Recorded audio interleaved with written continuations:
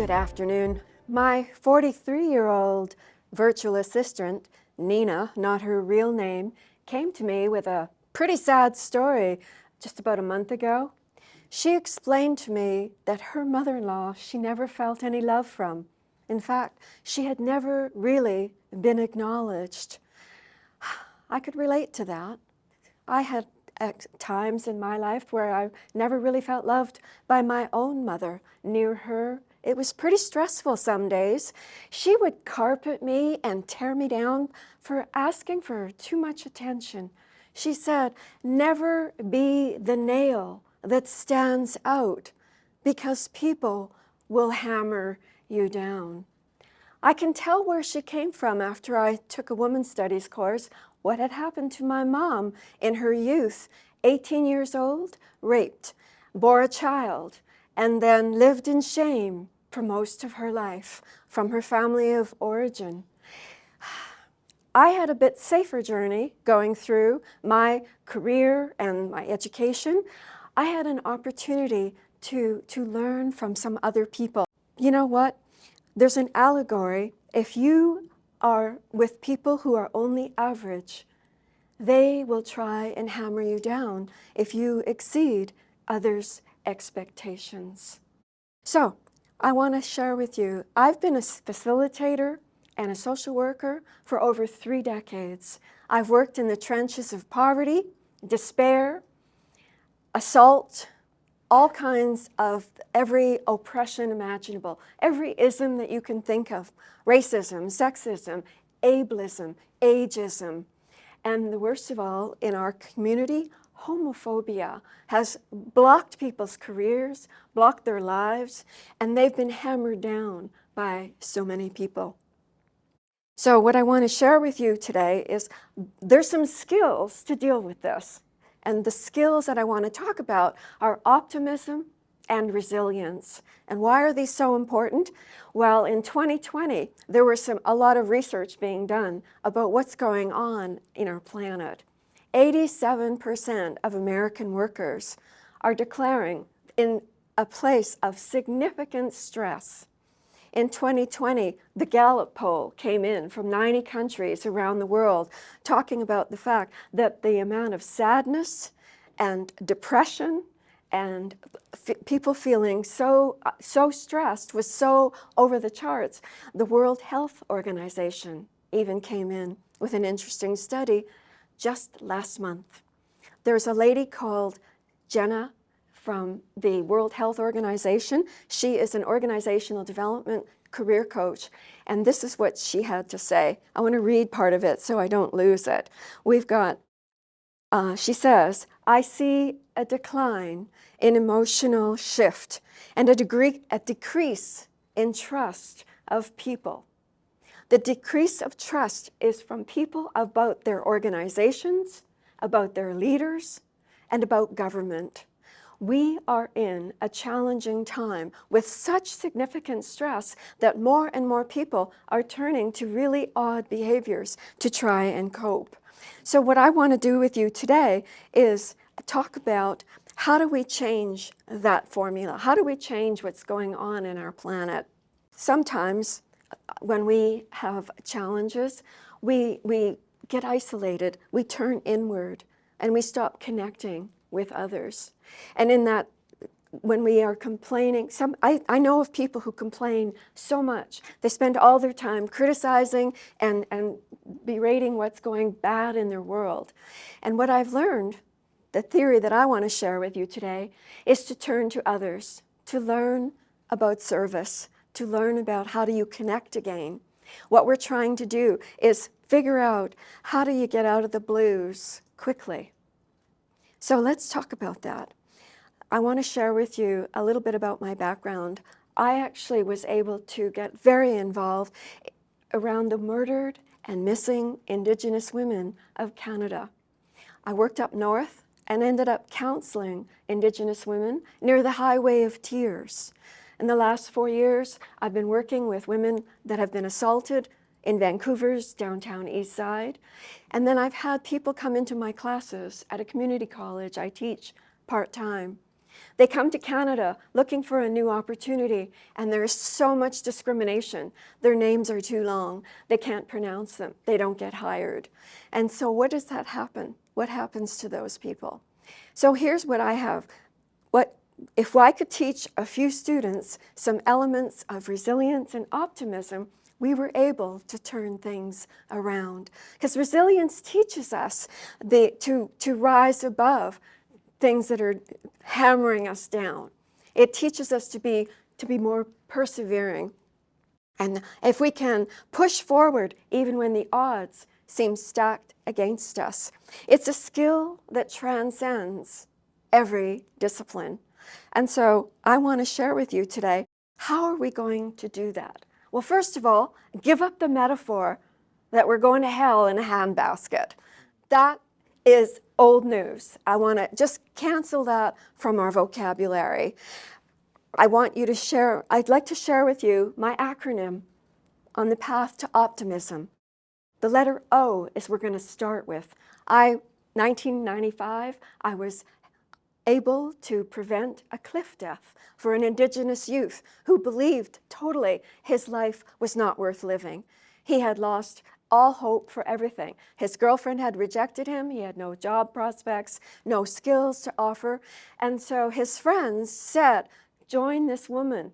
She's just on day 2 on her job, but I think we can trust her.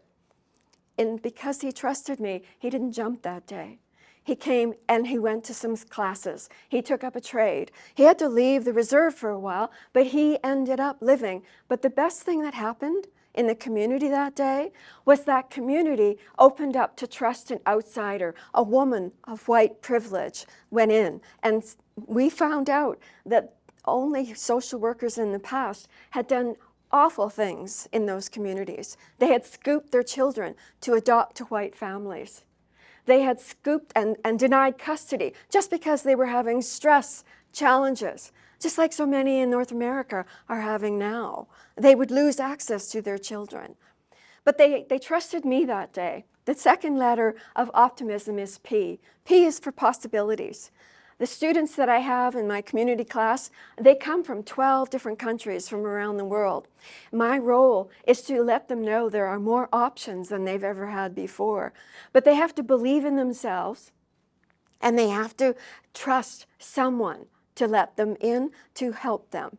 And that's what we do. But what I have to usually teach them is to break away from their friends, from their first culture, who say, you should not draw attention to yourself. You should not bring attention to, you should find no voice. And I have to say, that's wrong. You need a voice. You need to advocate for yourself. You have to learn assertiveness, and you have to learn to trust a few people. And that's what happens in our classroom. They make new friends from their classmates, and those friends want them to succeed. We actually do a definition of success as part of our graduation party, and they take that to heart.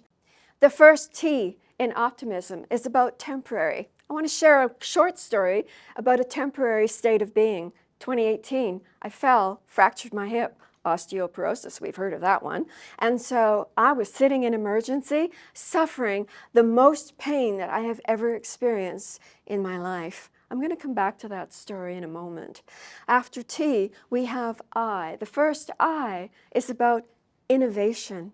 I coach my students to be innovative, to find new and creative ways to move forward, to add something new to the companies that they're going to work for. And then hopefully they will make a difference. After I, we have M. M is for messy. And messes are going to happen in life regardless of how perfectly we plan things. And we have to get ready for that journey inward, to have faith in ourselves that we're moving forward. I want to talk to you about what happens with a lot of people in society. When they complain and we criticize, we are tearing down, but we miss the other half of that formula. What we have to do is learn to create something new in its place. If all we do is tear down and harm other people with our complaints, we actually are creating stagnant lives that are not hopeful. And so I teach my students to quit complaining and build something new. After Nina did that a few weeks after working with me. I asked her what would she like to learn, and I shared with her some of my books off my bookshelf. She took a book on forgiveness. She studied it. She read it twice. She put together a short little ebook for my business on forgiveness. And then about a week later, I said to her, "What's your favorite course that we've been working on?" And she said, "Forgiveness." I said, "Why?" "Let me tell you a story." As I mentioned, she had a very difficult relationship with her mother-in-law. It's the middle of the typhoon season in the Philippines these last 2 months. She decides to take a bowl of fresh cooked soup. She very seldom cooks. And armed with optimism and the soup, she addressed her mother-in-law, looked her in the eye. Because she had forgiven her, her mother-in-law opened up. So what she learned was, if you can become from a place of forgiving, you can change an entire relationship. And that's what Nina taught me. She helped me remember I had to go through a whole period of forgiving with my families. I had an opportunity in a sweat lodge with an elder guiding me through a forgiveness ceremony. And then 2001, I did it again and did a forgiving ceremony with a faith healer. My parents are no longer the people I complain about. My parents did the best they could, and they were hammered down in so many places, but they rose above all of that in my mind and in my heart. They were no longer the victims, and my story, my narrative changed. So when we've got people in our communities, we have to remember another I is for imagination. Let's go back to my acronym. Marianne Williamson imagined this for us. Our deepest fear is not that we are inadequate. Our deepest fear is that we are powerful beyond measure, and that it is our light, not our darkness, that most frightens us. And we have to ask ourselves, who am I to be? Glorious, fabulous, talented. We have to actually ask, who are you not to be? Okay, you are a child of God. Your playing small does not serve the world. In fact, there's nothing enlightened about shrinking so that others around you will feel secure. So we were born to manifest the glory that is within us, and as we let our light shine, we are liberated not from our own fear, and our presence will liberate others. So S stands for safety. In my classroom, I have to teach my students to be safer, to stop being exploited, and to be brave with others. I have to acknowledge the friends that have helped me become safe in my journey. I had been harmed in so many ways as a young woman. I worked in oppressive environments, and I don't complain about that anymore. I have moved forward. And so let me close with Maya Angelou. You may encounter many defeats, but you must not be defeated. It may be necessary to encounter the defeats to learn who you are and what you can rise from and how you can all come out of it. Thank you.